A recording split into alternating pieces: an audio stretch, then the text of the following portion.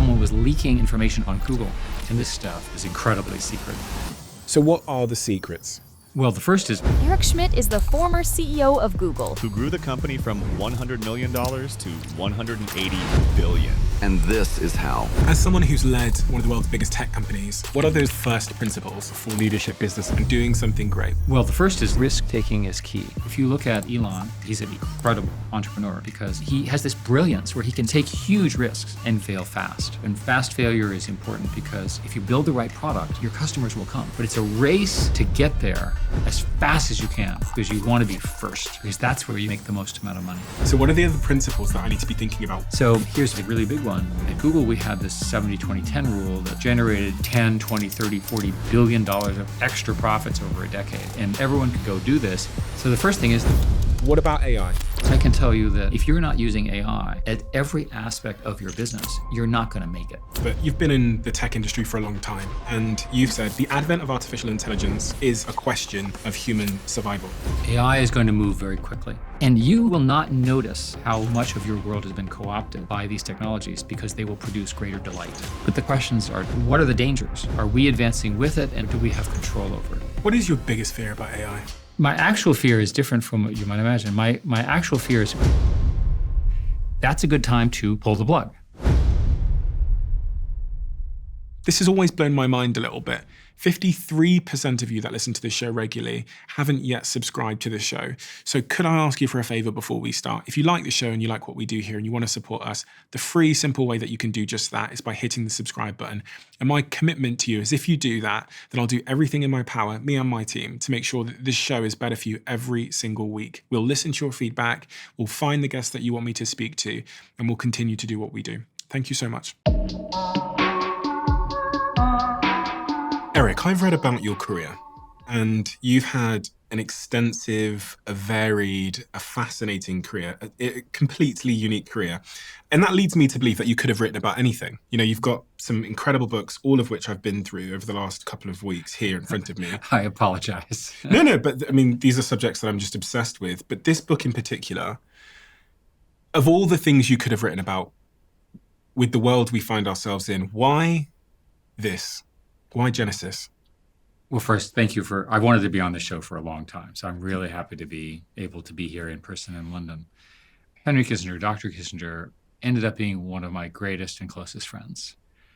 And 10 years ago, he and I were at a conference where he heard Demis Hassabis speak about AI. And Henry would tell the story that he was about to go catch up on his jet lag, but instead, I said, go do this. And he listened to it. And all of a sudden, he understood that we were playing with fire, that we were doing something that we did not understand it would have the impact on. And that Henry had been working on this since he was 22, coming out of the Army after World War II, and his thesis about Kant and so forth as an undergraduate at Harvard.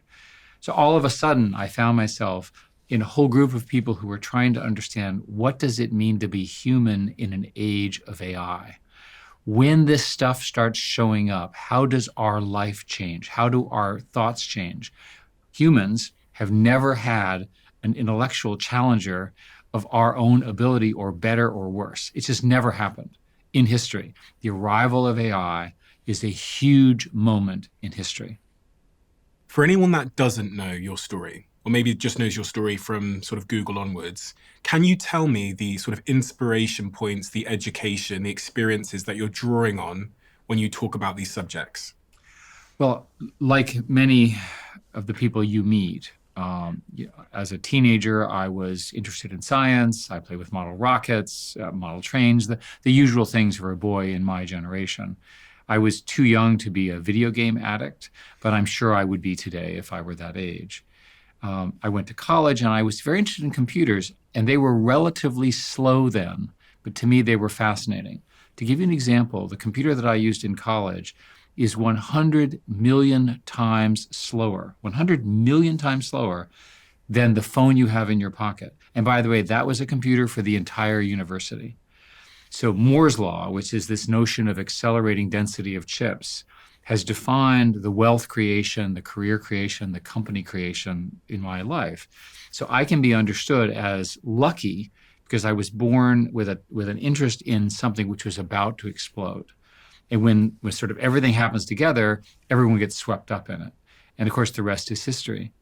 I was sat this weekend with my partner's little brother who's 18 years old. Yes. And as we ate breakfast yesterday before they flew back to Portugal, we had this discussion with her family. Her dad was there, her mum was there, Raf, the younger brother, was there, and my girlfriend was there. Difficult because most of them don't speak English, so we had to use, funnily enough, AI to translate what I was saying. But the big discussion at breakfast was, what should Raf do in the future? Yeah. He's 18 years old. He's got his career ahead of him. And the decisions he makes, as is so evident in your story, at this exact moment as to what information and intelligence he acquires for himself will quite clearly define the rest of his life. If you were sat at that table with me yesterday, when I was trying to give Raf advice on what knowledge he should acquire at 18 years old, what would you have said? And what are the principles that sit behind that? The most important thing is to develop analytical, critical thinking skills. To some level, I don't care how you get there. So if you like math or science, or if you like the law, or if you like entertainment, just think critically. In his particular case, as an 18-year-old, what I would encourage him to do is figure out how to write programs in a language called Python. Python is easy to use, it's very easy to understand, and it's become the language of AI. So the AI systems, when they write code for themselves, they write code in Python. And so you can't lose as developing Python programming skills. And the simplest thing to do with an 18-year-old man is say, make a game. Because these are typically gamers, stereotypically. Make a game that's interesting using Python. It's interesting because I wondered if coding, I think 5-10 years ago, everyone's advice to an 18-year-old is learn how to code.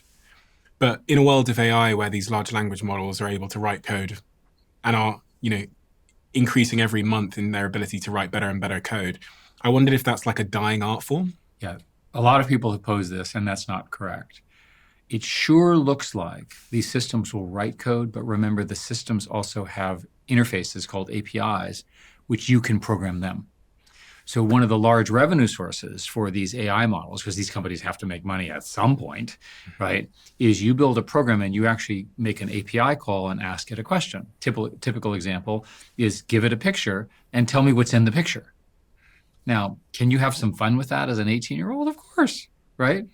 So when I say Python, I mean Python using the tools that are available to build something new, something that you're interested in. And when you say critical thinking, what is critical thinking, and how does one go about acquiring that as a skill? Well, the first and most important thing about critical thinking is to distinguish between being marketed to, which is also known as being lied to, and being given the argument on your own. We have, because of social media, which I hold responsible for a lot of ills as well as good things in life, we've sort of gotten used to people just telling us something and believing it because our friends believe it or so forth. And I strongly encourage people to check assertions. So you get people to say all this stuff, and I learned at Google all those years. Somebody says something, I check it on Google. And you then have a question. Do you criticize them and correct them, or do you let it go? But you want to be in the position where somebody makes a statement. Like, did you know that only 10% of Americans have passports, which is a widely viewed but false statement? It's actually higher than that, although it's never high enough, in my view, in America. But that's an example of an assertion that you can just say, is that true, right? There's a long meme about American politicians where the Congress is basically full of criminals. It may be full of one or two, but it's not full of 90. But again, people believe this stuff because it sounds plausible. So if somebody says something plausible, just check it. You have a responsibility before you repeat something to make sure what you're repeating is true. And if you can't distinguish between true and false, I suggest you keep your mouth shut, right? Because you can't run a government, a society, without people operating on basic facts. Like, for example, climate change is real. We can debate over whether it's how to address it. But there's no question the climate is changing. It is a fact. It is a mathematical fact. And how do I know this? And somebody will say, well, how do you know? And I said, because science is about repeatable experiments and also proving things wrong. So let's say I said that climate change is real, and this was the first time it had ever been said, which is not true, then 100 people would say, that can't be true, I'll see if he's wrong. And then all of a sudden, they'd see I was right, and I'd get some big prize, right? So the falsifiability of these assertions is very important. How do you know that science is correct? It's because people are constantly testing it. And why is this skill of critical thinking so especially important in a world of AI? Well, partly because AI will allow for perfect misinformation. So let's use an example of TikTok. TikTok can be understood. It's called the bandit algorithm in computer science, in the sense of the Las Vegas one-armed bandits. Do I stay in the bandit machine and I keep on this slot machine, or do I move to another slot machine? And the TikTok algorithm basically can be understood as, I'll keep serving you what you tell me you want, but occasionally I'll give you something from the adjacent area. And it's highly addictive. So what you're seeing with social media, and TikTok is a particularly bad example of this, is people are getting into these rabbit holes where all they see is confirmatory bias. And the ones that are, I mean, if it's fun and entertaining, I don't care. But you'll see, for example, there are plenty of stories where people have ultimately self-harm or suicide because they're already unhappy. And then they start picking up unhappy. And then their whole environment online is people who are unhappy, and it makes them more unhappy because it doesn't have a positive bias. So there's a really good example where, let's say in your case, you're the dad. You're going to watch this as the dad with your kid, and you're going to say, it's not that bad. Let me show you let me give you some good alternatives. Let me get you inspired. Let me get you out of your funk. The algorithms don't do that unless you force them to. It's because the algorithms are fundamentally about optimizing an objective function, literally mathematically maximize some goal that has been trained to. Attention. In this case, it's attention. And by the way, part of we have so much outrage is because if you're a CEO, you want to maximize revenue. To maximize revenue, you maximize attention. And the easiest way to maximize attention is to maximize outrage. Did you know? Did you know? Did you know? Right? And by the way, a lot of the stuff is not true. They're fighting over scarce attention. There was a recent article where there's an old quote from 1971 from Herb Simon, an economist at the time at Carnegie Mellon, who said that economists don't understand, but in the future, the scarcity will be about attention. So somebody now, 50 years later, went back and said, I think we're at the point where we've monetized all attention. An article this week, 2.5 hours of videos consumed by young people every day, right? Now, there is a limit to the amount of video you can, because you have to eat and sleep and hang out. But these are significant societal changes that have occurred very, very quickly. When I was young, there was a great debate as to the benefit of television. And, my argument at the time was, well, yes, we did rock and roll and drugs and all of that, and we watched a lot of television, but somehow we grew up okay, right? So it's the same argument now with a different term. Will those kids grow up okay? It's not as obvious because these tools are highly addictive, much more so than television ever was. Do you think they'll grow up okay? I personally do because I'm inherently an optimist. I also think that society begins to understand the problems. A typical example is there's an epidemic of harm to teenage girls. Girls, as we know, are more advanced than boys at those below 18. And the girls seem to get hit by social media at 11 and 12 when they're not quite capable of handling the rejection and the emotional stuff. And it's driven, emergency room visits, self-harm, and so forth to record levels. It's well documented. So society is beginning to recognize this. Now, schools won't let kids use their phones when they're in the classroom, which is kind of obvious if you ask me. So developmentally, one of the core questions about the AI revolution is what does it do to the identity of children that are growing up? Your values, your personal values, the way you get up in the morning and think about life is now set. It's highly unlikely that an AI will change your programming. But your child can be significantly reprogrammed. And one of the things that we talk about in the book is what happens when the best friend of your child from birth is a computer. What's it like? Now, by the way, I don't know. We've never done it before. But you're running an experiment on 1 billion people without a control, right? And so we have to stumble through this. So at the end of the day, I'm an optimist because we will adjust society with biases and values to try to keep us on a moral, high ground human life. And so you should be optimistic for that because these kids, when they grow up, they'll live to 100, their lives will be much more prosperous. I hope and I pray that there'll be much less conflict. Certainly their lifespans are longer. The likelihood of them being injured in wars and so forth are much, much lower statistically. It's a good message to kids. As someone who's led one of the world's biggest tech companies, if you were the CEO of TikTok, what would you do? Because I'm sure that they realize everything you've said is true, but they have this commercial incentive to drive up the addictiveness of that algorithm, which is causing these echo chambers, which is causing the rates of anxiety and depression amongst young girls and young people more generally to increase. What would you do? So I have talked to them and to the others as well. And I think it's pretty straightforward. There's sort of good revenue and bad revenue. When we were at Google, Larry and Sergey and I, we would have situations where we would improve quality. We would make the product better. And the debate was, do we take that to revenue in the form of more ads, or do we just make the product better? And that was a clear choice. And I arbitrarily decided that we would take 50% to one, 50% to the other, because I thought they were both important. So, and the founders, of course, were very supportive. So Google became more moral and also made more money, right? All of there's plenty of bad stuff on Google, but it's not on the first page. That was the key thing. The alternative model would be to say, let's maximize revenue. We'll put all the really bad stuff, the lies and the cheating and the deceiving and so forth that draws you in and will drive you insane. And we might have made more money, but first it was the wrong thing to do. But more importantly, it's not sustainable. There's a law called Gresham's law. It's a verbal law, obviously, where bad speech drives out good speech.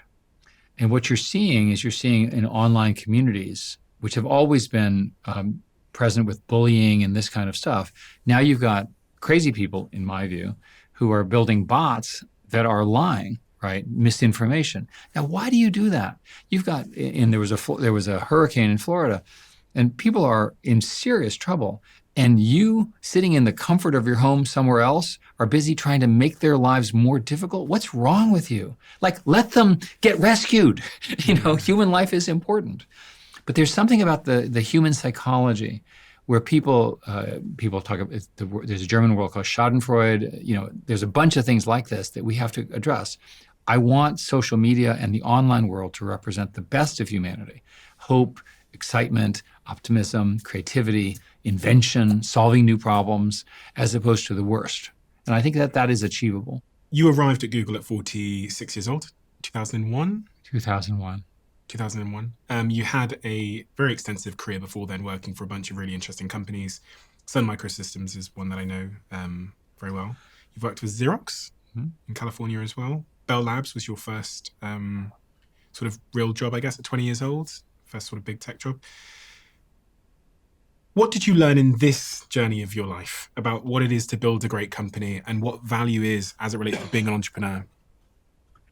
And people in teams. Like, if there were like a set of first principles that everyone should be thinking about when it comes to doing something great and building something great, what are those like first principles? So the first rule I've learned is that you need a truly brilliant person to build a really brilliant product. And that is not me. I work with them. So find someone who's just smarter than you, more clever than you, moves faster than you, changes the world, is better spoken, more handsome, more beautiful, whatever it is that you're optimizing, and ally yourself with them.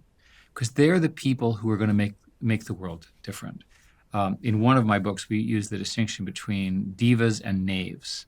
And a diva, and we use the example of Steve Jobs, who clearly was a diva, opinionated and strong and argumentative and would bully people if he didn't like them, but was brilliant when he was a diva. He wanted perfection. Right, aligning yourself with Steve Jobs is a good idea. The alternative is what we call a knave. And a knave, which you know from British history, is somebody who's acting on their own their own account. They're not trying to do the right thing. They're trying to benefit themselves at the cost of others. And so if you can identify a person in one of these teams, they're just trying to solve the problem in a really clever way. And they're passionate about it and they want to do it. That's how the world moves forward. If you don't have such a person, your company's not going to go anywhere. And the reason is that it's too easy just to keep doing what you were doing, right? And innovation is fundamentally about changing what you're doing. Up until this generation of tech companies, most companies seem to me to be one-shot wonders, right? They would have one thing that was very successful, and then it would sort of, it was typically follow an S-curve, and nothing much would happen. And now I think the people are smarter, people are better educated. You now see repeatable waves. A good example being Microsoft, which is an older company now, founded in basically 81, 82, something like that. So let's call that 45 years old. But they've reinvented themselves a number of times, right, in a really powerful way. We should probably talk about this then before we move on, which is what you're talking about there is that sort of founder, things people now refer to as founder mode, that founder energy, that high conviction, that sort of disruptive thinking, and that ability to reinvent yourself. I was looking at some stats last night, in fact, and I was looking at how long companies stay on the S&P 500 on average now, and it went from 33 years to 17 years to 12 years average tenure. And as you play those numbers forward, eventually in sort of 2050, an AI told me that it would be about 8 years. Well, I'm not sure I agree with the founder mode argument. And the reason is that it's great to have a brilliant founder. And there's this, it's actually like more than great. It's like really important. And we need more brilliant founders. Universities are producing these people, by the way. They do exist and they show up every year. Another Michael Dell at the age of 19 or 22. These are just brilliant founders. Obviously Gates and Ellison and sort of my generation of brilliant founders, Larry and Sergey and so forth. For anyone that doesn't know who Larry and Sergey are and doesn't know that sort of early Google story, can you give me a little bit of that backstory, but then also introduce these characters called Larry and Sergey for anyone that doesn't know? So Larry Page and Sergey Brin met at Stanford. They were on a grant from, believe it or not, the National Science Foundation as graduate students. And Larry Page invented a algorithm called PageRank, which is named after him. And he and Sergey wrote a paper, which is still one of the most cited papers in the world. And it's essentially a way of understanding priority of information. And mathematically, it was a Fourier transform of the way people normally did things at the time. And so they wrote this code. I don't think they were that good a set of programmers. They sort of did it. They had a computer. They ran out of power in their dorm room, so they borrowed the power from the dorm room next to and plugged it in, and they had their data center in the bedroom, in the dorm. Classic story. And then they moved to a building that was owned by the sister of a girlfriend at the time. And that's how they founded the company. Their first investor was the founder of Sun Microsystems, whose name was Andy Bechtolsheim, who just said, "I'll just give you the money because you're obviously incredibly smart." How much did he give them? $100,000, or maybe maybe it was $1 million.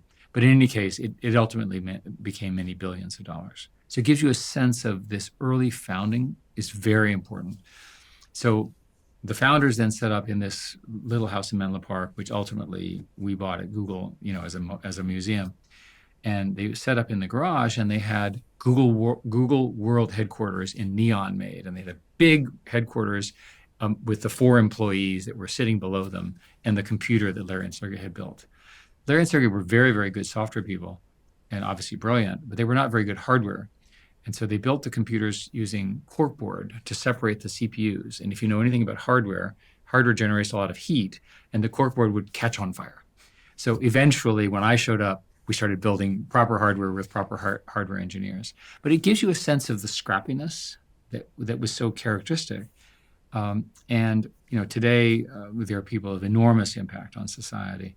And I think that will continue for many, many years. Why did they call you in, and at what point did they realize that they needed someone like you? Well, Larry said to me, now they're very young. He looked at me and said, "We don't need you now, but we'll need you in the future." We'll need you in the future. Yeah. So one of the things about Larry and Sergey is that they thought for the long term. So they didn't say Google would be a search company. they said the mission of Google is to organize all the world's information. And if you think about it, that's pretty audacious 25 years ago. Like, how are you going to do that? And so they started with web search. Eventually, and Larry had studied AI quite extensively, and he began to work, and ultimately he acquired, with all of us, obviously, this company called DeepMind here in Britain, which essentially is the first company to really see the AI opportunity. And pretty much all of the things you've seen from AI in the last decade have come from people who are either at DeepMind or competing with DeepMind. Going back to this point about principles then, before we move further on, as it relates to building a great company, what are some of those founding principles? We have lots of entrepreneurs that listen to the show. One of them you've expressed is this need for the divas, I guess, these people who are just very high conviction and can kind of see into the future. What are the other principles that I need to be thinking about when I'm scaling my company? Well, the first is to think about scale. I think a current example is look at Elon. Elon is an incredible entrepreneur and an incredible scientist. And if you study how he operates, he gets people by, I think, sheer force of personal will to overperform, to take huge risks, which somehow he has this brilliance where he can make those trade-offs and get it right. So these are exceptional people. Now, in our book with Genesis, we argue that you're going to have that in your pocket. But as to whether you'll have the judgment to take the risks that Elon does, that's another question. One of the other ways to think about it is an awful lot of people talk to me about the companies that they're founding, and they're a little widget. Like, I want to make the camera better, I want to make the dress better, I want to make book publishing cheaper, or so forth. These are all fine ideas. I'm interested in ideas which have the benefit of scale. And when I say scale, I mean the ability to go from 0 to infinity in terms of the number of users and demand and scale. There are plenty of ways of thinking about this, but what would be such a company in the age of AI? Well, we can tell you what it would look like. It would have apps, one on Android, one on iOS, maybe a few others. Those apps will use powerful networks, and they'll have a really big computer in the back that's doing AI calculations. So future successful companies will all have that, right? Exactly what problem it solves, well, that's up to the founder. But if you're not using AI at every aspect of your business, you're not going to make it. And the distinction as a programming matter is that when I was doing all of this way back when, you had to write the code. Now AI has to discover the answer. It's a very big deal. And of course, a lot of this was invented at Google, 10 years ago. But basically, all of a sudden, analytical programming, which is sort of what I did my whole life, writing code and, do this, do that, add this, subtract this, call this, so forth and so on, is gradually being replaced by learning the answer, right? So for example, we use the example of language translation. The current large language models are essentially organized around predicting the next word.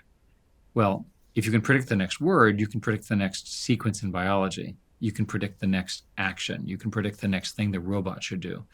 So all of this stuff around large language models and deep learning, it has come out. The Transformer paper, GPT-3, ChatGPT, which for most people was this huge moment, is essentially about predicting the next word and getting it right.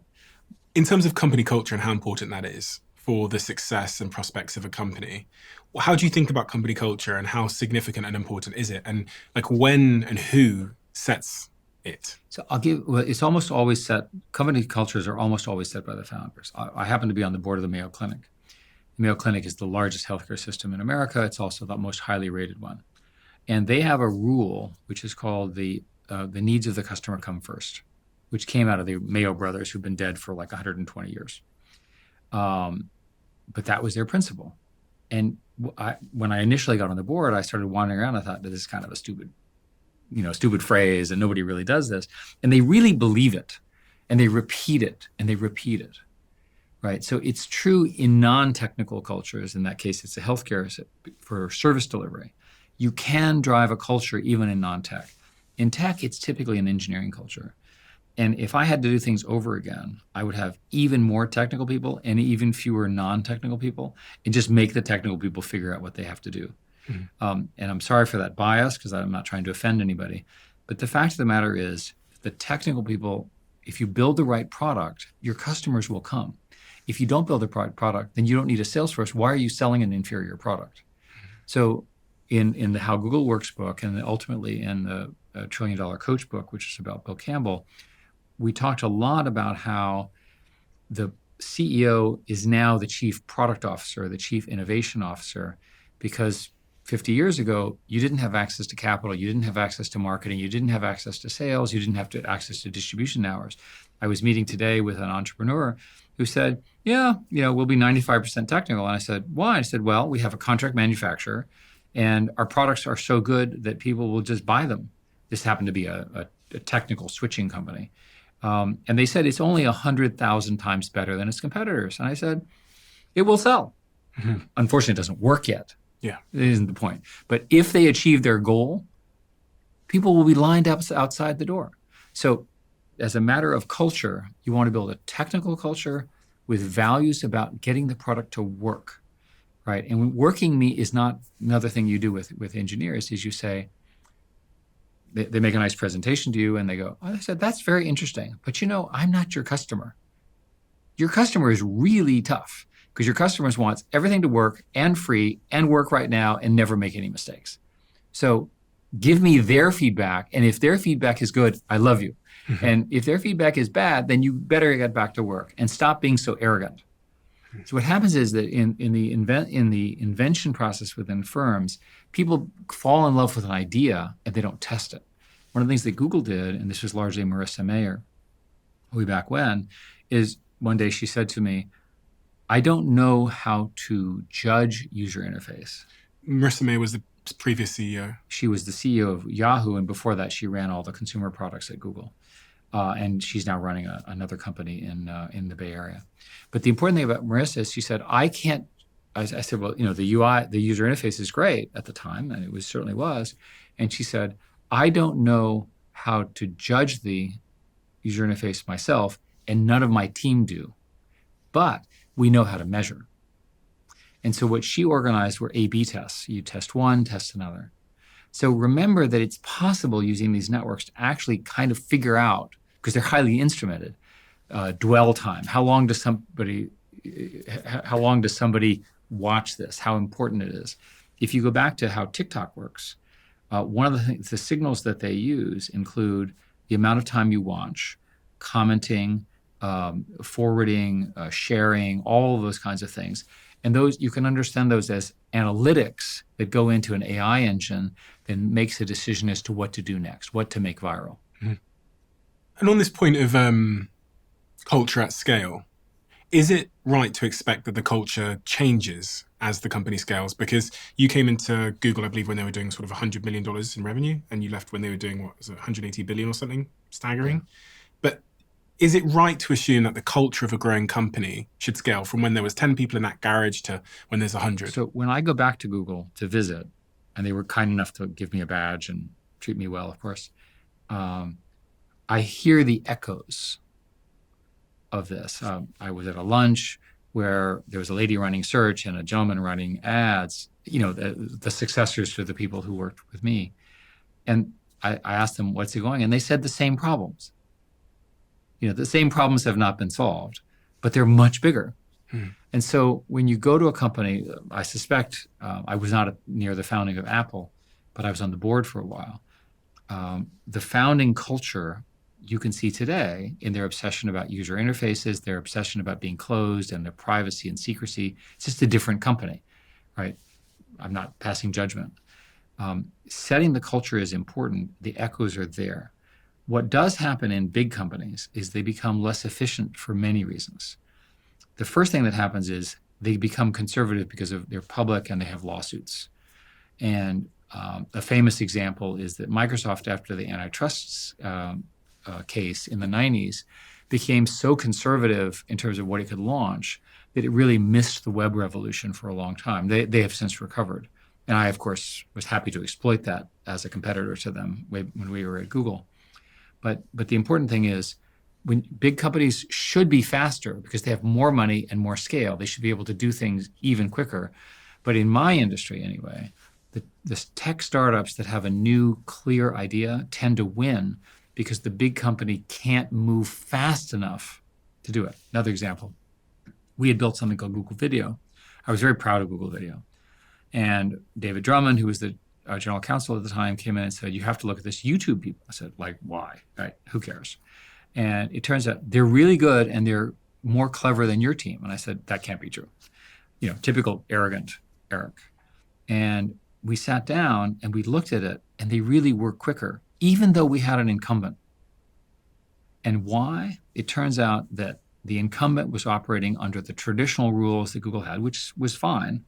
And the competitor, in this case YouTube, was not constrained by that. They could work at any pace and they could do all sorts of things, intellectual property and so forth. Ultimately, we were sued over all of that stuff, and we ultimately won all those suits. But it's an example where there are these moments in time where you have to move extremely quickly. You're seeing that right now with generative technology. So the AGI, the generative revolution, generate code, generate videos, generate text, generate everything. All of those winners are being determined in the next 6, 12 months. And then once the slope is set, once the growth rate is quadrupling every 6 months or so forth, it's very hard for somebody else to come in. So it's a race to get there as fast as you can. So when you talk to the great venture capitalists, they're fast, right? We'll look at it, we'll make a decision tomorrow, we're done, we're in, and so forth. And we want to be first, because that's where they make the most amount of money. So we were talking before you arrived, I was talking to Jack about this idea of like harvesting and hunting. So harvesting what you've already sowed and hunting for new opportunities. But I've always found it's quite difficult to get the harvesters to be the hunters at the same time. So harvesting and hunting is a good metaphor. I'm interested in entrepreneurs. And so what we learned at Google was ultimately, if you want to get something done, you have to have somebody who's entrepreneurial in their approach, in charge of a small business. And so, for example, Sundar, when he became CEO, had a model of which were the little things that he was going to emphasize and which were the big things. Some of those little things are now big things, right? And he managed it that way. So one way to understand innovation in a large company is you need to know who the owner is. Larry Page would say over and over again, it's not going to happen unless there's an owner who's going to drive this. And he was supremely good at identifying that technical talent, right? That's one of his great founder strengths. So when you talk about founders, not only do you have to have a vision, but you also have to have either great luck or great skill as to who is the person who can lead this.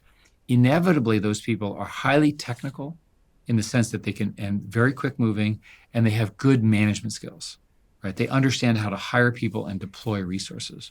That allows for innovation. If I look back in my career, each generation of the tech companies failed, including, for example, Sun, at the point at which it became non-competitive with the future. Is it possible for a team to innovate while they still have their day job, which is harvesting, if you know what I mean? Or do you have to take those people, put them into a different team, different building, different P&L, and get them to focus on their disruptive innovation? There are almost no examples of doing it simultaneously in the same building. The Macintosh was famously, Steve, in his typical crazy way, had this very small team that invented the Macintosh, and he put them in a little building next to the big building on Bub Road and Cupertino. And they put a pirate flag on top of it. Now, was that good culturally inside the company? No, because it created resentment in the big building. But was it right in terms of the revenue and path of Apple? Absolutely. Why? Because the Mac ultimately became the platform that established the UI. The user interface ultimately allowed them to build the iPhone, which of course is defined by its user interface. Why couldn't they stay in the same building? It just doesn't work. You can't get people to play two roles. The incentives are different. If you're going to be a pirate and a disruptor, you don't have to follow the same rules.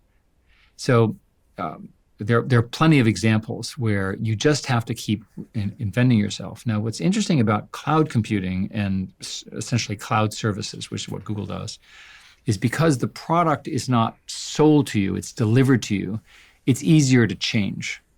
But the same problem remains. If you look at Google today, right, it's basically a search box, and it's incredibly powerful. Well, what happens when that interface is not really textual, right? Google will have to reinvent that.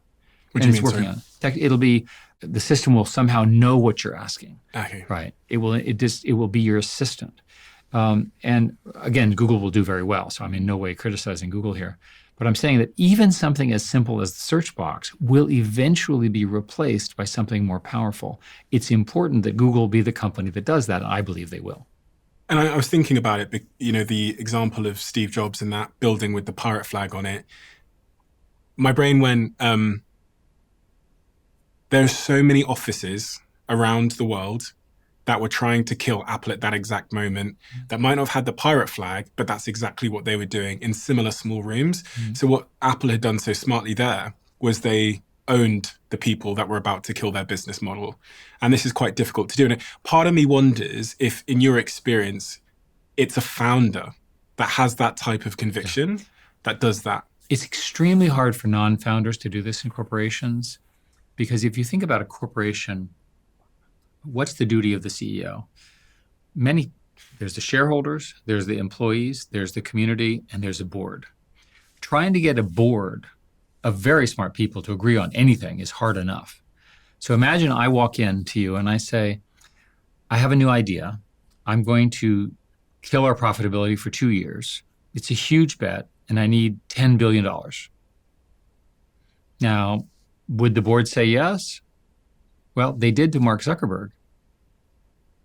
He spent all that money on essentially VR of one kind or another. It doesn't seem to have produced very much. But at exactly the same time, he invested very heavily in Instagram, WhatsApp, and Facebook, and in particular in the AI systems that power them. And today, Facebook, to my surprise, is a very significant leader in AI, having released this version called Llama 400 billion, which is curiously an open source model. Open source means it's available freely for everyone. And what Facebook and Meta is saying is, as long as we have this technology, we can maximize the revenue in our core businesses. Mm-hmm. So there's a good example. And Zuckerberg's obviously an incredibly talented entrepreneur. He's now back on the list of the most rich people. He's feeded it, in everything he was doing. And he managed to lose all that money while making a different bet. That's a unique founder. The same thing is almost impossible with a hired CEO. How important here is focus? And what's your sort of opinion of the importance of focus from your experience with Google, but also looking at these other companies? Because when you're at Google and you have so much money in the bank, there's so many things that you could do and could build. Like an endless list. You can take on anybody and basically win in most markets. How do you think about focus at Google? Focus is important, but it's misinterpreted. In Google, we spent an awful lot of time telling people we wanted to do everything. And everyone said, you can't pull off everything. And we said, yes, we can. We have the underlying architectures. We have the underlying reach. We can do this if we can imagine and build something that's really transformative. And so the idea was not that we would somehow focus on one thing like search, but rather that we would pick areas of great impact and importance to the world, many of which were free, by the way. This is not necessarily revenue-driven, and that worked. I'll give you another example. There's an old saying in the business school that you should focus on what you're good at, and you should simplify your product lines, and you should get rid of product lines that don't work. Intel famously had the term is called ARM. It's a RISC chip. And this particular RISC chip was not compatible with the architecture that they were using for most of their products. And so they sold it. Unfortunately, this was a terrible mistake because the architecture that they sold off was needed for mobile phones with low memory, with small batteries and heat problems and so forth and so on. And so that decision, that fateful decision now 15 years ago, meant that they were never a player in the mobile space. And once they made that decision, they tried to take their expensive and complex chips, and they kept trying to make cheaper and smaller versions. But the core decision, which was to simplified to the wrong outcome. Today, if you look at, I'll give you an example, the NVIDIA chips use an ARM CPU and then these two powerful GPUs. It's called the B200. They don't use the Intel chip. They use the ARM chip because it was, for their needs, faster. I would never have predicted that 15 years ago. So at the end, maybe it was just a mistake, but maybe they didn't understand in the way they were organized as a corporation that ultimately battery power would be as important as computing power, right? The amount of battery you use. And that was the discriminant. So one way to think about it is if you're going to have these sort of simple rules, you better have a model of what happens in the next 5 years. So the way I teach this is just write down what it'll look like in 5 years. Just try.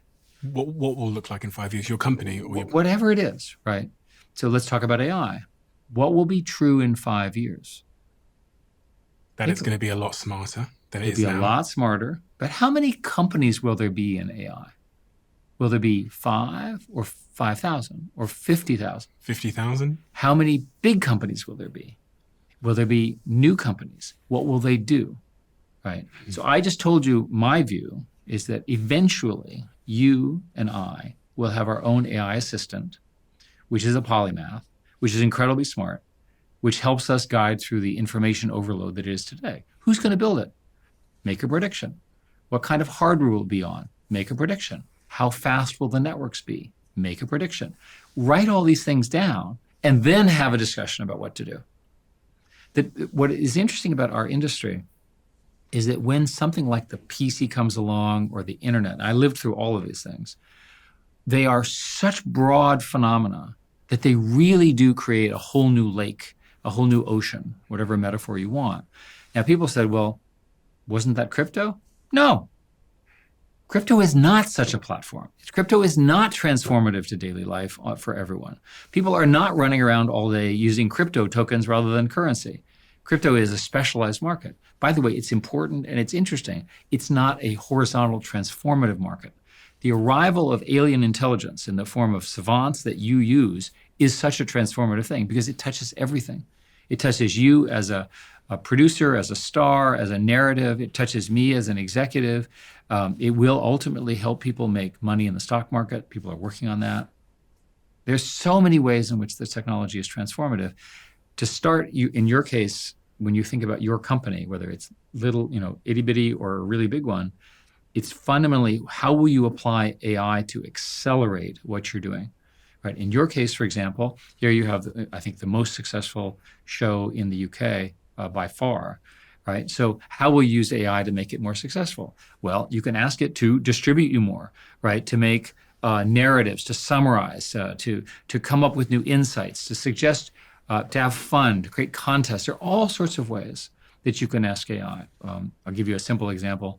If I were a politician, thankfully I'm not, and I knew my district, I would say to the computer, write a program. So I'm saying to the computer, you write a program which goes through all of the constituents in my interest, figures out roughly what they care about, and then send them a video which is labeled, of me digitally. So I'm not fake, but it's kind of like my intention, where I explain to them how important I, as their constituent, have made the bridge work.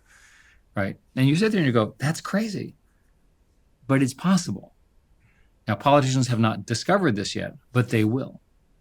Because ultimately, politicians are around a human connection, and the quickest way to have that communication is to be on their phone, talking to them about something that they care about. When ChatGPT first launched and they sort of scaled rapidly to 100 million users, there was all these articles saying that the founders of Google had rushed back in and it was a crisis situation at Google and there was panic. And there was two things that I thought. First is that true? And second thing was, how did Google not come to market first with a ChatGPT-style product? Well, remember that Google also, that's the old question of why did you not do Facebook? Well, the answer is we were doing everything else, right? So my defensive answer is that Google has 8 or 9 or 10 billion user clusters of activity, which is pretty good, right? It's pretty hard to do, right? I'm very proud of that. I'm very proud of what they're doing now. My own view is that what happened was Google was working in the engine room, and a team out of OpenAI figured out a technology called RLHF. And what happened was when they did GPT-3, and the T is transformer, which was invented at Google, when they did it, they had sort of this interesting idea, and then they sort of casually started to use humans to make it better. And RLHF refers to the fact that you use humans at the end to do A/B tests, where humans can actually say, well, this one's better, and then the system learns recursively from human training at the end. That was a real breakthrough, right? And I joke with my OpenAI friends that you were sitting around on Thursday night and you turn this thing on and you go, holy crap, look how good this thing is. It was a real discovery, right, that none of us expected. Certainly I did not. And once they had it, the OpenAI people, Sam and Mira and so forth, we'll talk about this, they didn't really understand how good it was. They just turned it on. And all of a sudden they had this huge success disaster because they were working on GPT-4 at the same time. It was an afterthought. And it's a great story because it just shows you that even the brilliant founders do not necessarily understand how powerful what they've done is. Now today, of course, you have GPT-4o, basically a very powerful model from OpenAI. You have Gemini 1.5, which is clearly roughly equivalent, if not better, in certain areas. The Gemini is more multimodal, for example. And then you have other players, the Llama architecture, LLAMA, does not stand for llamas, it's large language models, out of Facebook and a number of others. There's a startup called Anthropic, which is very powerful, founded by one of the inventors of GPT-3 and a whole bunch of people. And they formed their company knowing they were going to be that successful. It's interesting, they actually formed as part of their incorporation that they were a public benefit corporation because they were concerned that it would be so powerful that some evil CEO in the future would force them to go for revenue as opposed to world goodness. So the teams, when they were doing this, they understood the power of what they were doing and they anticipated the level of impact, and they were right. Do you think if Steve Jobs was at Apple, they would be on that list? How do you think the company would be different? Well, Tim has done a fantastic job in Steve's legacy. And what's interesting is normally the successor is not as good as the founder.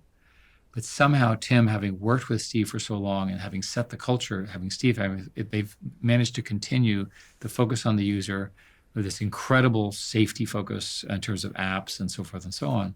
And they've remained a relatively closed culture. I think all of those would have maintained had Steve, tragically died. And he was a good friend. But the important point is Steve believed very strongly in what are called closed systems, where you own and control all your intellectual property. And he and I would battle over open versus closed because I came from the other side, and I did this with respect. I don't think they would have changed that. And they've changed that now? No. I think Apple is still basically a single company that's vertically integrated. The rest of the industry is largely more open. I think everyone, especially in the wake of the recent launch of the iPhone 16, which I've got somewhere here, has this expectation that Apple would, if Steve was still alive, taken some big, bold bet in some, and I think about, Tim's tenure. He's done a fantastic job of keeping that company going, running it with the sort of principles of Steve Jobs. But has there been many big, bold, successful bets? A lot of people point at the AirPods, which have a great product. But I think AI is one of those things where you go, I wonder if Steve would have understood the significance of it. And Steve was that smart that I would never, he's at Elon level intelligence. When Steve and I worked together very closely, which was 15 years ago before his death, he was very frustrated at the success of MP4 over MOV format files. And he was really mad about it. And I said, well, maybe that's because you were closed and QuickTime was not generally available. I said, that's not true. My team, our product is better and so forth. So his core belief system, he's an artist, right? And given the choice, we used to have this debate where, do you want to be Chevrolet or do you want to be Porsche? Do you want to be, General Motors or do you want to be BMW? And he said, I want to be BMW. And during that time, Apple's margins were twice as high as the PC companies. And I said, Steve, you don't need all that money. You're generating all this cash. You're giving it to your shareholders. And he said, The principle of our profitability and our value and our brand is this luxury brand, right? So that's how he thought. Now, how would AI change that? Everything that he would have done with Apple today would be AI inspired, but it would be beautiful. That's the great gift he had. Because I think Siri was almost a glimpse at what AI now kind of looks like. It was a glimpse at what the ambition was. We've all been chatting to this Siri thing, which is, I think most people would agree, is kind of like largely useless unless you're trying to figure out something super, super simple. But now this weekend, as I said, I was sat there with my girlfriend's family there, speaking to this voice-activated device, and it was solving problems for me almost instantaneously that are very complex and translating them into French and Portuguese. Welcome to the replacement for Siri. And again, would Steve have done that quicker? I don't know. It's very clear that the first thing Apple needs to do is have Siri be replaced by an AI and call that Siri. Hiring. We're doing a lot of hiring in our companies at the moment, and we're going back and forward on what the most important principles are when it comes to hiring, making lots of mistakes sometimes, getting things right sometimes. What do I need to know as an entrepreneur when it comes to hiring? Startups, by definition, are huge risk takers. You have no history, you have no incumbency, you have all these competitors by definition, and you have no time. So in a startup, you want to prioritize intelligence and quickness over experience and sort of stability. You want to take risks on people. And part of the reason why startups are full of young people is because young people often don't have the baggage of executives that have been around for a long time, but more importantly, they're willing to take risks. So it used to be that you could predict whether a company was successful by the age of the founders. And in that 20 and 30-year-old period, the company would be hugely successful. Startups wiggle. They try something else, and they're very quick to discard an old idea. Corporations spend years with a belief system that is factually false, and they don't actually change their opinion until after they've lost all the contracts. And if you go back, all the signs were there. Nobody wanted to talk to them. Nobody cared about the product, right? And yet they kept pushing it. So if you're a CEO of a larger company, what you want to do is basically figure out how to measure this innovation so that you don't waste a lot of time. Bill Gates had a saying a long time ago, which was that the most important thing to do is to fail fast, right? That and from his perspective as the CEO of Microsoft, founder of Microsoft, that he wanted everything to happen and he wanted it to fail quickly. And that was his theory. And do you agree with that theory? Yeah, I do. Fast failure is important because you can say it in a nicer way, but fundamentally, at Google, we had this 70-20-10 rule that Larry and Sergey came up with. 70% of the core business, 20% on adjacent business, and 10% on other. What does that mean, sorry? Adjacent core business means search, ads. Adjacent business means something that you're trying, like a cloud business or so forth. And the 10% is some new idea. So Google created this thing called Google X. The first product it built was called Google Brain, which was one of the first machine learning architectures. This actually precedes DeepMind. Google Brain was used to power the AI system. Google Brain's team of 10 or 15 people generated 10, 20, 30, $40 billion of extra profits over a decade. So that pays for a lot of failures, right? Then they had a whole bunch of other ideas that seemed very interesting to me that didn't happen for one or another, and they would cancel them. And and then the people would get reconfigured. And one of the great things about Silicon Valley is it's possible to spend a few years on a really bad idea and get canceled, if you will, and then get another job having learned all of that. My joke is the best CFO is one who's just gone bankrupt, because the one thing that CFO is not going to let happen is to go bankrupt again. Yeah. Well, on this point of culture as well, Google, as such a big company, must experience a bunch of microcultures. One of the things that I've kind of studied it as a cautionary tale is the story of TGIF at Google, which was this sort of weekly all-hands meeting where employees could ask the executives whatever they wanted to. And the articles around it say that it was eventually sort of changed or cancelled because it became unproductive. It's more complicated than that. Okay. So Larry and Sergey started TGIF, which I obviously participated in, and we had fun. There was a sense of humor. It was all off the record. A famous example is the VP of sales, whose name was Omid, was always predicting lower revenue than we really had, which is called sandbagging. So we got a sandbag and we made him stand on the sandbag in order to present his numbers. It was just fun, humorous. We had skits and things like that. At some size, you don't have that level of intimacy and you don't have a level of privacy. And what happened was there were leaks. Eventually, there was a presentation, I don't remember the specifics, where the presentation was ongoing and someone was leaking the presentation live to a reporter. And somebody came on stage and said, "We have to stop now."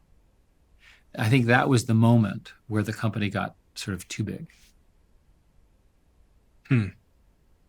I heard about a story that, because from what I had understood, this might be totally wrong, but it's all just things that Google employees have told me, was that there wasn't many sackings, firings at Google. There wasn't many layoffs. It wasn't really a culture of layoffs. And I guess in part that's because the company was so successful that it didn't have to make those extremely, extremely tough decisions that we're seeing a lot of companies make today.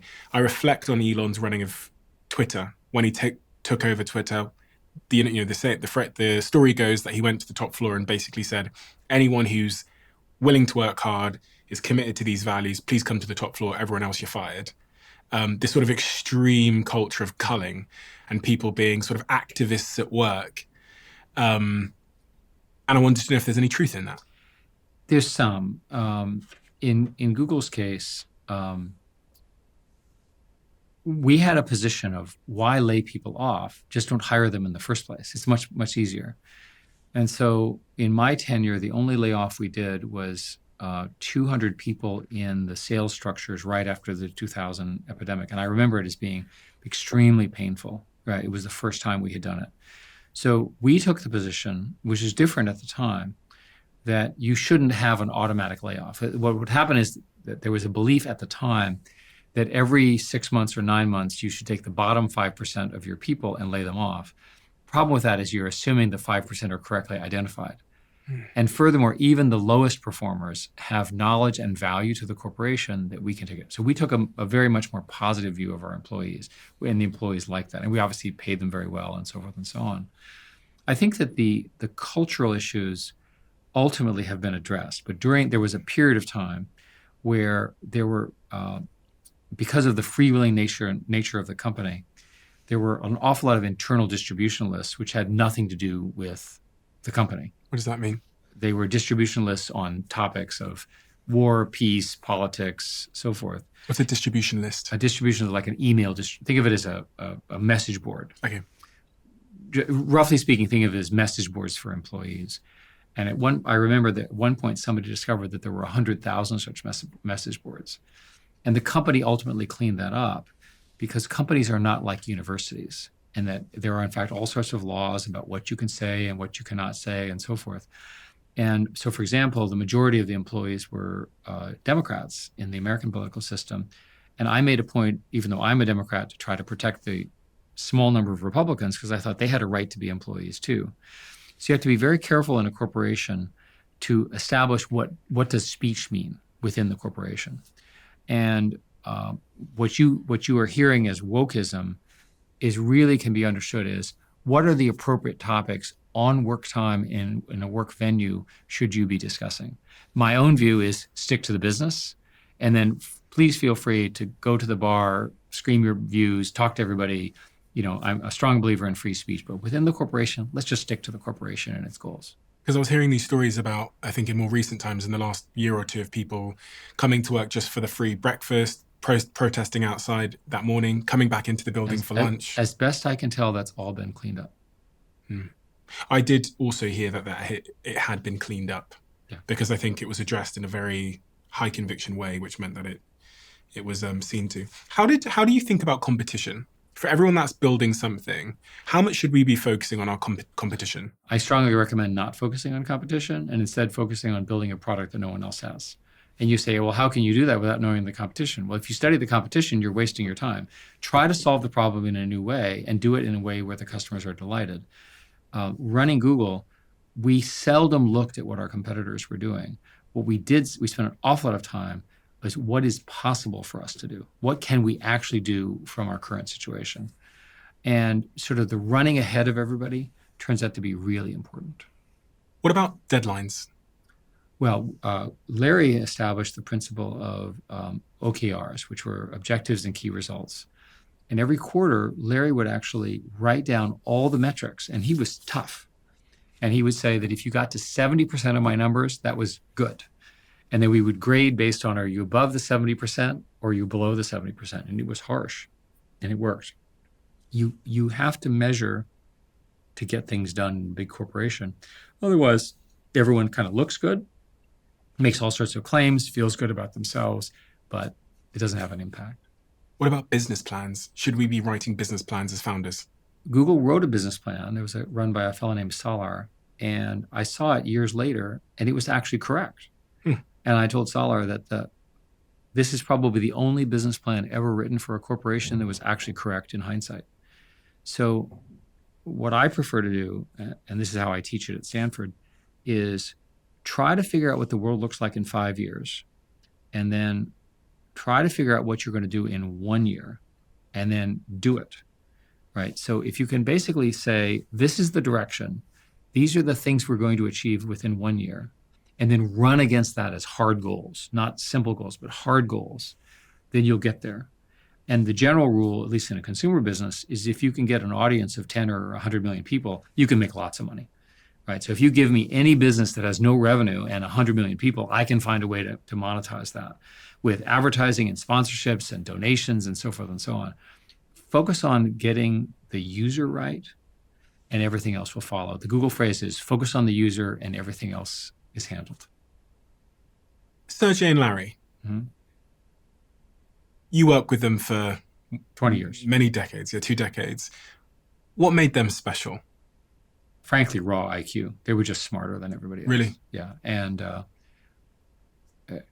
in Sergey's case, his father was a very brilliant Russian mathematician. His mother was also highly technical. His family is all very technical. And he was clever. He's a clever mathematician. Larry, a different personality, but similar. So an example would be that Larry and I are in his office, and we're writing on the whiteboard a long list about what we're going to do. And he says, look, we're going to do this and this. And I said, okay, I agree with you. I don't agree with you. We make this very long list. And Sergey is out playing volleyball. And so he runs in his little volleyball shorts and his little shirt, all sweating. He looks at our list and said, this is the stupidest thing I've ever heard. And then he suggests 5 things. And he was exactly right. So we erased the whiteboard, and then he, of course, went back to play volleyball, and that became the strategy of the company. So over and over again, it was their brilliance and their ability to see things that I didn't see that I think really drove it. Can you teach that? I don't know. I think you can teach listening, and but I think most of us get caught up in our own ideas, and we are always surprised that something new happened. Like I've just told you that I've been in AI a long time. I'm still surprised at the rate. My favorite current product is called Notebook LM. And for the listeners, Notebook LM is an experimental product out of Google DeepMind, basically Gemini. It's based on the Gemini backend, and it was trained with high quality podcast voices. It's terrifying. And you basically give it so what I'll do is I'll write something. And again, I don't write very well. And I'll ask Gemini to rewrite it to be more beautiful. Okay, I'll take that text and I'll put it in Notebook LM, and it produces this interview between a man and a woman who don't exist. And for fun, what I do is I play this in front of an audience, and I wait and see if anyone figures out that the humans are not human. It's so good, they don't figure it out. We'll play it now. So this is the big thing that everyone's making a big fuss about. You can go and load this conversation. Now it's going to go out and create a conversation that's in a podcast style where there's a male voice and a female voice, and they're analyzing the content and then coming up with their own kind of just creative content. So you could go and push play right here. We are back Thursday. Get ready for week 3. The injury report this week. What's a doozy? It's a long one. Yeah, it is. And it has the potential to really shake things up. So for that, to me, Notebook LM is my ChatGPT moment of this year. It was mine as well. And it's much of the reason that I was deeply confused. Okay. Because as a podcaster who's building a media company, we have an office down the road, 25,000 square feet. We have studios in there. We're building audio, video content at this in the dawn of this new world where the cost of production of content goes to like zero or something. Yes. And I'm trying to navigate how to play as a media owner. So first place, you're what's really going on is you're moving from scarcity to ubiquity. You're moving from scarcity to abundance. So one way to understand the world I live in is it's scale computing generates abundance, and abundance allows new strategies. In your case, it's obvious what you should do. You're a really famous podcaster and you have lots of interesting guests. Simply have this fake set of podcasts criticize you and your guests, right? You're essentially just amplifying your reach. They're not going to substitute for your honest brilliance and charisma here, but they're going to accentuate it. They will be entertaining. They will summarize it and so forth. It amplifies your reach. If you go back to my basic argument that AI will double the productivity of everybody or more. So in your case, you'll have twice as many podcasts. What I do, for example, is I'll write something and I'll have it respond. And then to Gemini, I'll say, make it longer. And it adds more stuff. And I think, God, I do this in like 30 seconds. Then how powerful. In your case, take one of these lengthy interviews you do, ask the system to annotate it, to amplify it, and then feed that into fake podcasters and see what they say. You'll have a whole new set of audiences that love them more than you, but it's all from you. Mm-hmm. That's the key idea here. I worry because there's going to be potentially billions of podcasts that are uploaded to RSS feeds all around the world. And it's all going to sort of chip away at, the moat that I've... So many people have believed that, but I think that evidence is it's not true. When I started at Google, there was this notion that celebrity would go away and there would be this very long tail of micro markets, specialists, because finally you could hear the voices of everyone. And we're all very democratic and liberal in our view. What really happened was networks accentuated the best people and they made more money, right? You went from being a local personality to a national personality to a global personality. And the globe is a really big thing and there's lots of money and lots of players. So you as a celebrity are competing against a global group of people and you need all the help you can to maintain your position. If you do it well by using these AI technologies, you will become more famous, not less famous. Genesis. I've had a lot of conversations with a lot of people about the subject of AI. And when I read your book and I've watched you do a series of interviews on this, some of the quotes that you said really stood out to me. One of them I wrote down here, which comes from your book, Genesis. It's on page 5. The advent of artificial intelligence is, in our view, a question of human survival.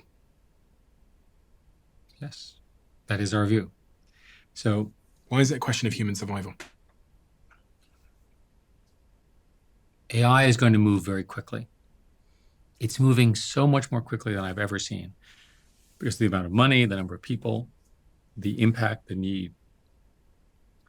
What happens when the AI systems are really running key parts of our world? What happens when AI is making the decision? My simple example, you have a car, which is AI controlled, and you have an emergency or a lady's about to give birth or something like that, and they get in the car and there's no override switch because the system is optimized around the whole as opposed to his or her emergency. Right? We as humans accept various forms of efficiency, including urgent ones versus systemic efficiency. You could imagine that the Google engineers would design a perfect city that would perfectly operate every self-driving car on every street, but would not then allow for the exceptions that you need in such an important issue. So that's a trivial example, and one which is well understood, of how it's important that these things represent human values, right? That we have to actually articulate what does it mean. So my favorite one is all this misinformation. Democracy is pretty important. Democracy is by far the best way to live and operate societies. There are plenty of examples of this. None of us want to work in essentially an authoritarian dictatorship. So you better figure out a way where the misinformation components do not screw up proper political examples. Another example is this question about teenagers and their mental development and growing up into these societies. I don't want them to be constantly depressed. There's a lot of evidence that dates around 2015 when all the social media algorithms changed from linear feeds to targeted feeds. In other words, they went from time to this is what you want, this is what you want. That hyper focus has ultimately narrowed people's political views, as we've discussed, but more importantly, it's produced more depression and anxiety. So all the studies indicate that basically if you time it to roughly then, when people are coming to age, they're not as happy with their lives, their behaviors, their opportunities for this. And the best explanation is it was an algorithmic change. And remember that these systems, they're not just collections of content. They are algorithmically deciding, the algorithm decides what the outcome is for humans. We have to manage that. What we say in many different ways in the book is that you have sort of a choice of whether the algorithms will advance. That's not in question. The question is, are we advancing with it, and do we have control over it? There are so many examples where you could imagine an AI system could do something more efficiently, but at what cost, right?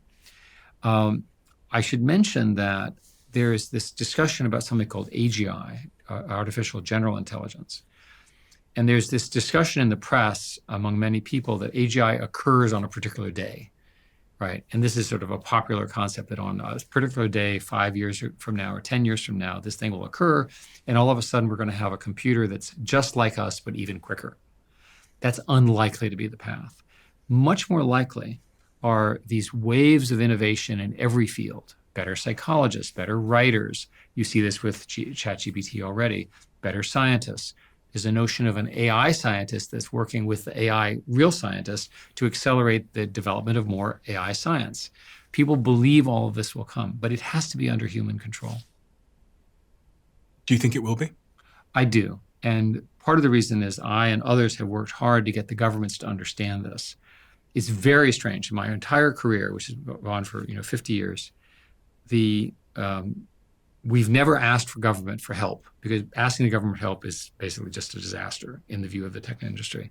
In this case, the people who invented it collectively came to the same view that there need to be guardrails on this technology because of the potential for harm. The most obvious one is, how do I kill myself? Give me recipes to hurt other people, that kind of stuff. There's a whole community now in this part of the industry, which are called trust and safety groups. And what they do is they actually have humans test the system before it gets released to make sure the harm that it might have in it is suppressed. It literally won't answer the question.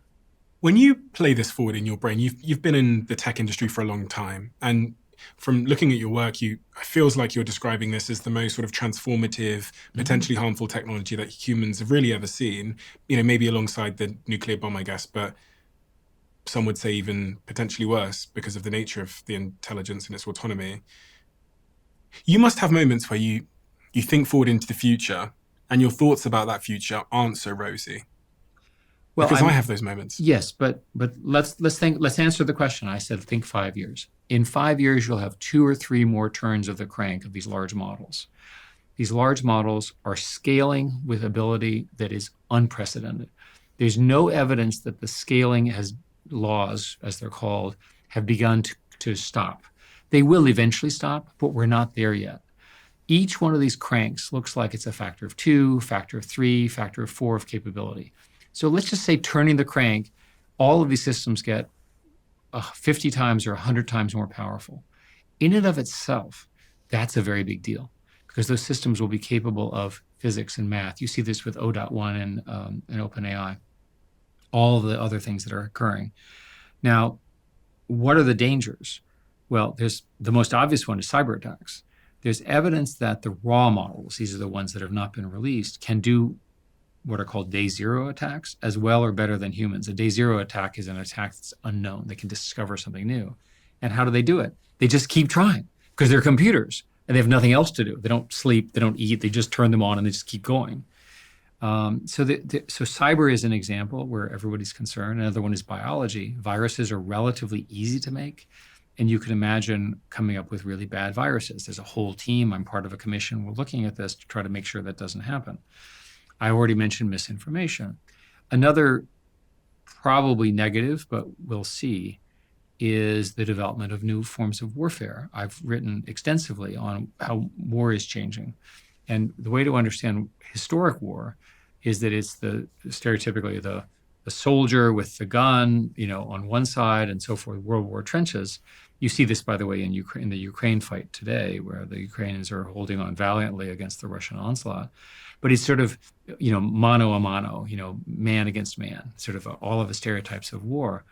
So in a drone world, which is the fastest way to build new robots is to build drones, you'll be sitting in a command center in some office building connected by a network, and you'll be doing harm to the other side while you're drinking your coffee, right? That's a change in the logic of war. And it's applicable to both sides. I don't think anyone quite understands how war will change, but I will tell you that in the Russian-Ukraine war, you're seeing a new form of warfare being invented right now, right? Both sides have lots of drones. Tanks are no longer very useful. A $5,000 drone can kill a $5 million tank. So it's called the kill ratio. So basically, it's drone on drone. And so now people are trying to figure out how to have one drone destroy the other drone. Right. This will ultimately take over war and conflict in our world in total. You mentioned role models. This is a concept that I don't think people understand exists. The idea that there's some other model that's the role model that is capable of much worse than the thing we play with on our computers every day. It's important to establish how these things work. So the way these algorithms work is they have complicated training things where they suck all the information in, and we currently believe we've sort of sucked all of the written word that's available. It doesn't mean there isn't more, but we've literally done such a good job of sucking everything that humans have ever written. It's all in these big computers. And when I say computers, I don't mean computers. I mean supercomputers with enormous memories, and the scale is mind-boggling. And of course, there's this company called NVIDIA, which makes the chips, which is now one of the most valuable companies in the world, surprisingly so incredibly successful because they're so central to this revolution, and good for Jensen and his team. So the important thing is when you do this training, it comes out with a raw model, right? It takes 6 months, and you wait 24 hours a day, you can watch it. It gets close to, there's a measurement that they use called the loss function. When it gets to a certain number, they say, good enough. So then they go, what do we have, right? What do we do, right? So the first thing is, let's figure out what it knows. So they have a set of tests, and of course it knows all sorts of bad things, which they immediately then tell it not to answer. To me, the most interesting question is, in over a 5-year period, these systems will learn things that we don't know they learn. How will you test for things that you don't know they know? The answer in the industry is that they have incredibly clever people who sit there and they literally fiddle with the networks and say, I'm gonna see if it knows this. I'll see if it can do this. And then they make a list and they say, that's good, that's not so good. Right? So all of these transformations, so for example, you can show it a picture of a website and it can generate the code to generate a website. All of those were not expected. They just happened. It's called emergent behavior. Scary. Scary, but exciting. And so far, the systems have held. The governments have worked well. These trust and safety groups are working here in the UK. 1 year ago was the first trust and safety conference. The government did a fantastic job. The team that was assembled was the best of all the country teams here in the UK. Now what's happening is these are happening around the world. The next one is in France in early February, and I expect a similarly good result. Do you think we're going to have to guard, I mean, you talk about this, but do you think we're going to have to guard these role models with guns and tanks and machinery and stuff? I worked for the Secretary of Defense for a while.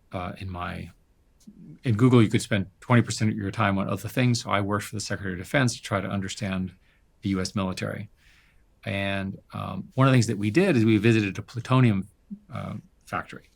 Plutonium is incredibly dangerous and incredibly secret.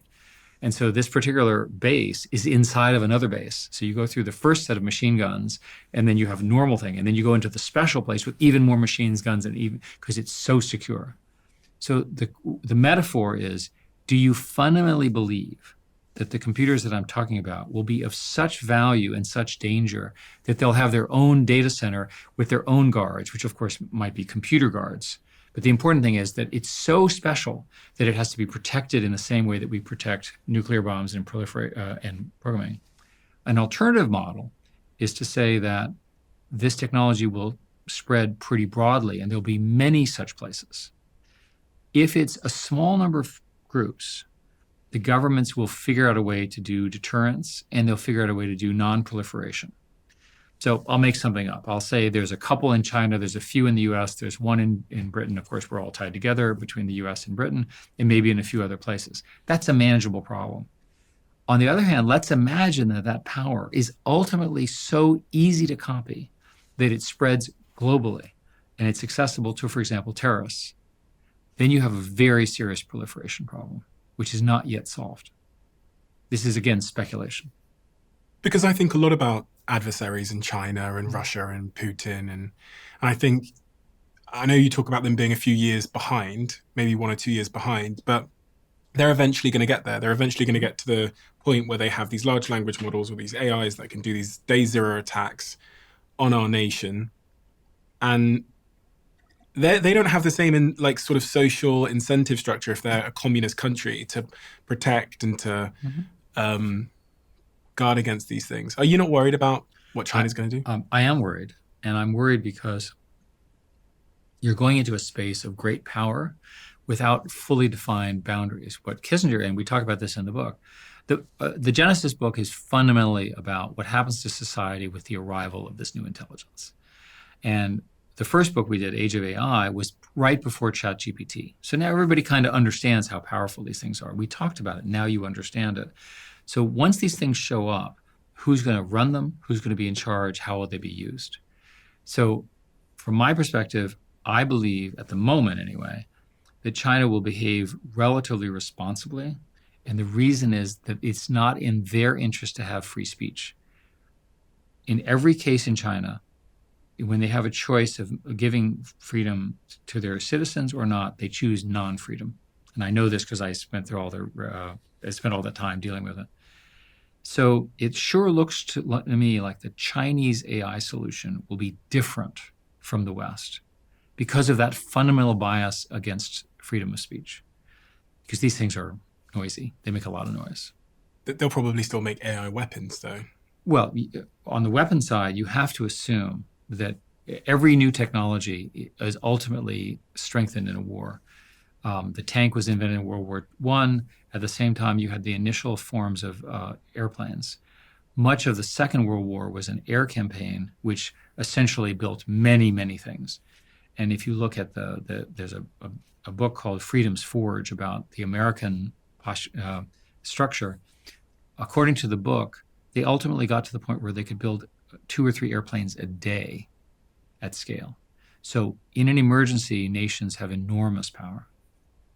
I get asked all the time if anyone's going to have a job left to do, because this is the disruption of intelligence. And whether it's people driving cars today, I mean, we saw the Tesla announcement of the robo-taxis, whether it's accountants, lawyers, and everyone in between, or podcasters.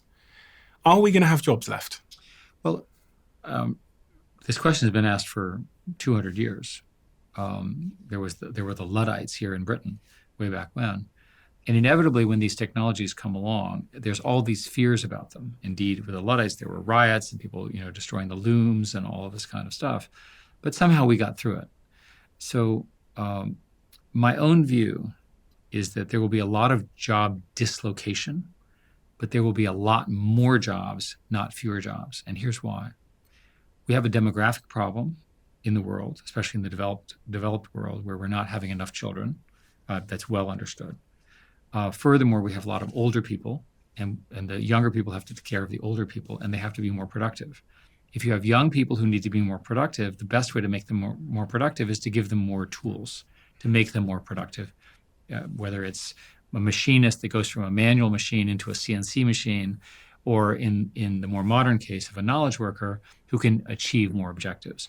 We need that productivity group. If you look at Asia, which is the centerpiece of manufacturing, they have all this cheap labor. Well, it's not so cheap anymore. So do you know what they did? They added robotic assembly lines. So today, when you go to China in particular, it's also true in Japan and Korea, the manufacturing is largely done by robots.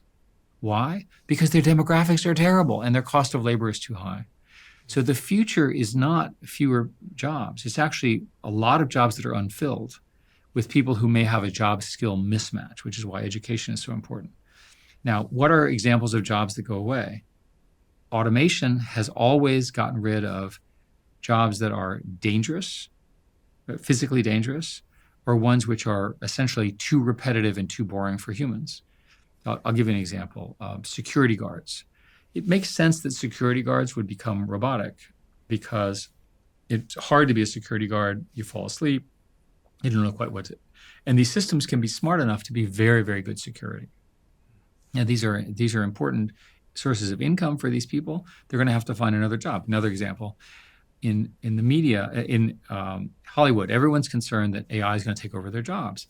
All the evidence is the inverse, and here's why. The stars still get money. The producers still make money. They still distribute their movie, but their cost of making the movie is lower because they use, for example, synthetic backdrops, so they don't have to build the set. They can do synthetic makeup. Now, there are job losses there. So the people who make the set and do the makeup are going to have to go back into construction and personal care. By the way, in America, and I think it's true here, there's an enormous shortage of people who can do high-quality craftsmanship, right? Those people will have jobs. They're just different, and they may not be in Los Angeles. Am I going to have to interface with this technology? Am I going to have to get a neural link in my brain? Because you go over the subject of there being these sort of two species of humans potentially, ones that do have a way to incorporate themselves more with artificial intelligence and those that don't. And if that is the case, what is the time horizon in your view of that happening? I think Neuralink is much more speculative because you're dealing with direct brain connection, and nobody's going to drill on my brain until it needs it. Trust me. Mm-hmm. I suspect you feel the same. I guess my overall view is that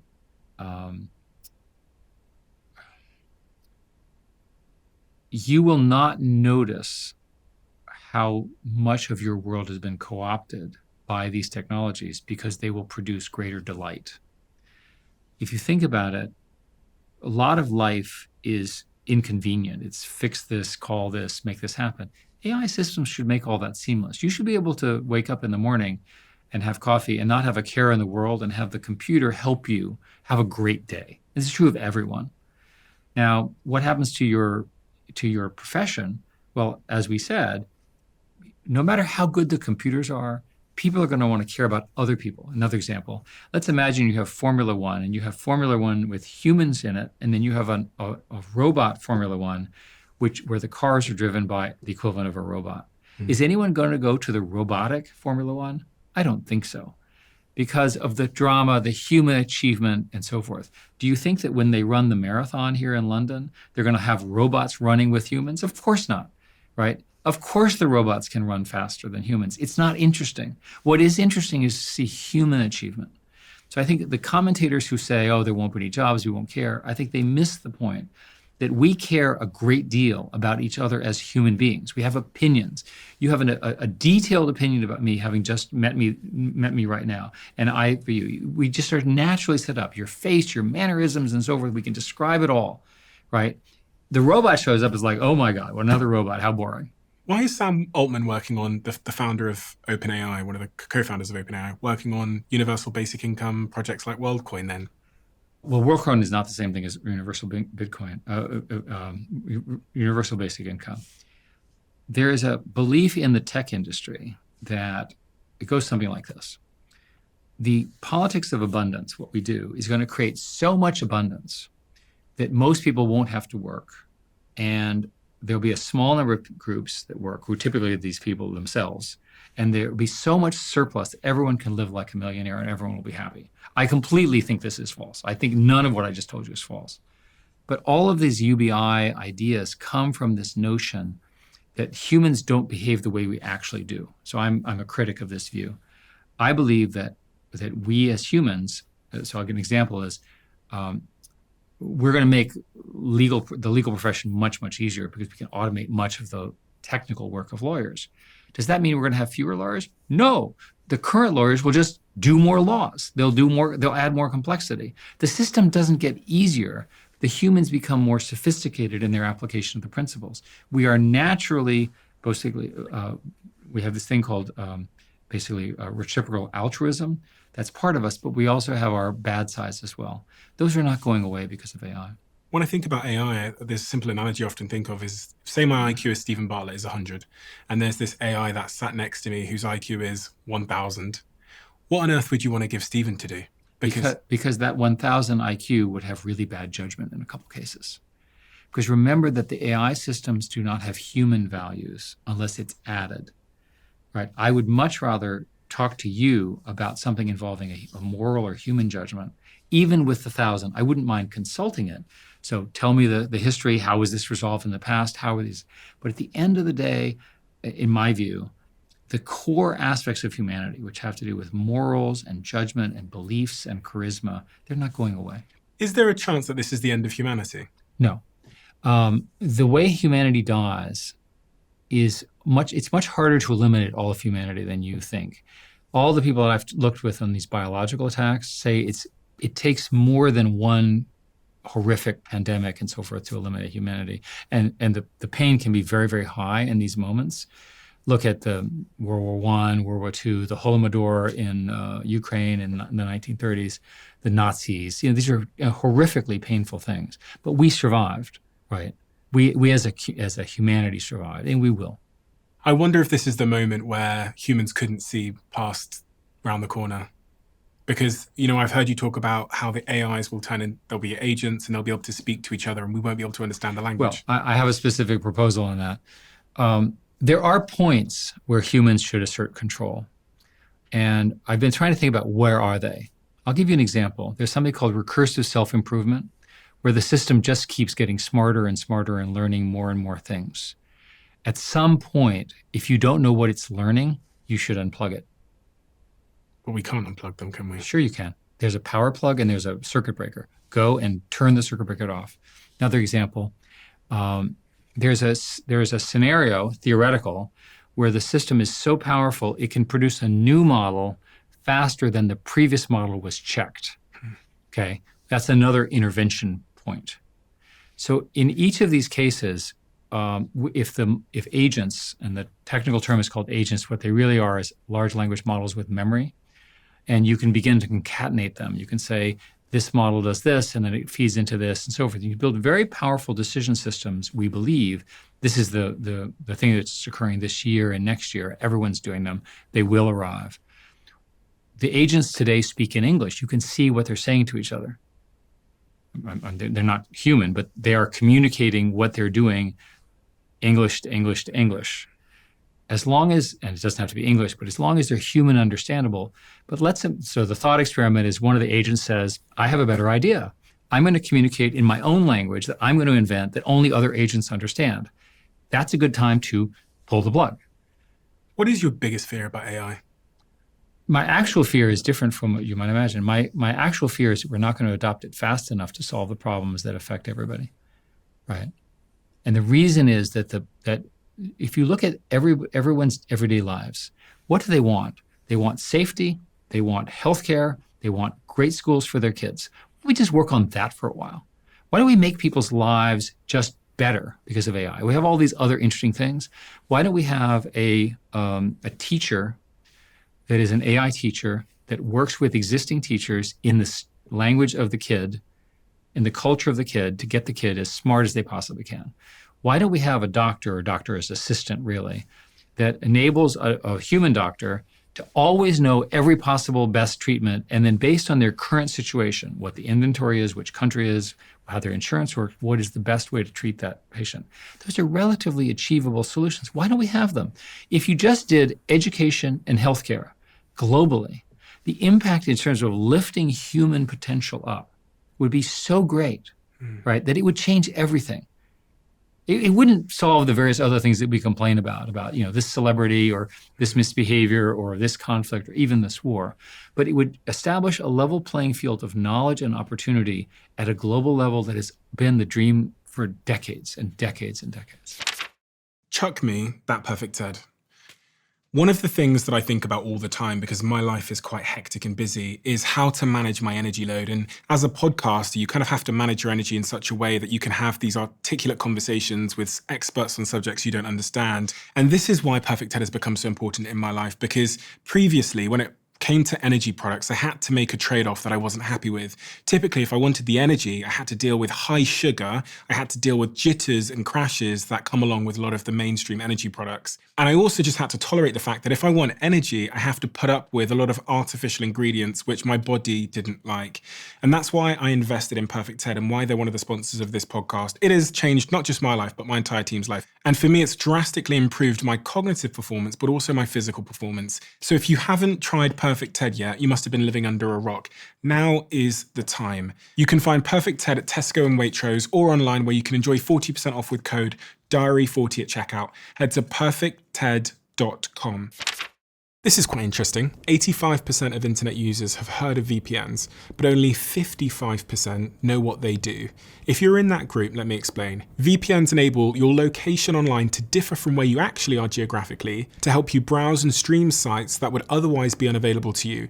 I use NordVPN, who are a sponsor of this show, to watch Manchester United games online no matter where I am in the world. And Indy from my team uses them whenever she's booking flights back home to New Zealand. Having a different online location means she can take advantage of dynamic pricing and get cheaper prices for her flights.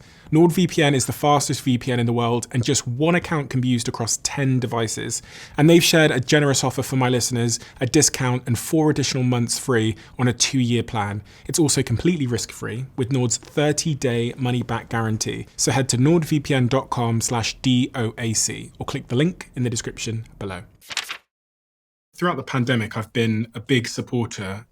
It was a contrarian view, but I think it's now less of a contrarian view, that companies and CEOs need to be clear in their convictions around how they work. And one of the things that I've been criticized a lot for is that I'm for having people in a room together. So my companies, we're not remote. We work together in an office, as I said, down the road from here. And I believe in that because I think of community and engagement and synchronous work. And I think that work now has a responsibility to be more than just a set of tasks you do in a world where we're lonelier than ever before. There's more disconnection, and especially for young people who don't have families and so on, having them work alone in a small white box in a big city like London or New York is robbing them of something which I think is important. This was a contrarian view. It's become less contrarian as the big tech companies in America have started to roll back some of their initial knee-jerk reactions to the pandemic. A lot of them are asking their team members to come back into the office at least a couple of days a week. What's your point of view on this? So I have a strong view that I want people in an office. It doesn't have to be all one office, but I want them in an office. And partly it's for their own benefit. If you're in your 20s, when I was a young executive, I knew nothing of what I was doing. I literally was just lucky to be there. And I learned by hanging out at the water cooler, going to meetings, hanging out, being in the hallway. Had I been at home, I wouldn't have had any of that knowledge, which ultimately was central to my subsequent promotions. So if you're in your 20s, you want to be in an office because that's how you're going to get promoted. And I think that's consistent with the majority of the people who really want to work from home have honest problems with commuting and family and so forth. They're real issues. The problem with our joint view is it's not supported by the data. The data indicates that productivity is actually slightly higher in when you allow work from home. So you and I really want that company of people sitting around the table and so forth, but the evidence does not support our view. Interesting. Yeah. Is that true? It is absolutely true. Why is Facebook and all these companies rolling back their, and like Snapchat rolling back their remote working policies then? Not everyone is. Most companies are doing various forms of hybrids, where it's 2 days or 3 days or so forth. I'm sure that for the average listener here who works in public security or in a government, they say, well, my God, they're not in the office every day. But I'll tell you that at least for the industries that have been studied, there's evidence that allowing that flexibility from work from home increases productivity. I don't happen to like it, but I want to acknowledge the science is there. What is the advice that you wish you'd gotten at my age that you didn't get? The most important thing is probably keep betting on yourself and bet again and roll the dice and roll the dice. What happens as you get older is you realize that these opportunities were in front of you and you didn't jump for them. Why? You were in a bad mood, or you didn't know who to call or so forth. life can be understood as a series of opportunities that are put before you, and they're time limited. I was fortunate that I got the call after a number of people had turned it down to work for and with Larry and Sergey at Google. Changed my life, right? But that was luck and timing. My one friend on the board at the moment said, I was very thankful to him, and he said, but you did one thing right. I said, what? He said, you said yes. So your philosophy in life should be to say yes to that opportunity. And yes, it's painful, and yes, it's difficult, and yes, you have to deal with your family, and yes, you have to travel to some foreign place and so forth. Get on the airplane and get it done. What's the hardest challenge you've dealt with in your life? Well, on the personal side, I've had a set of personal problems and tragedies, like everyone does. I think on a business context,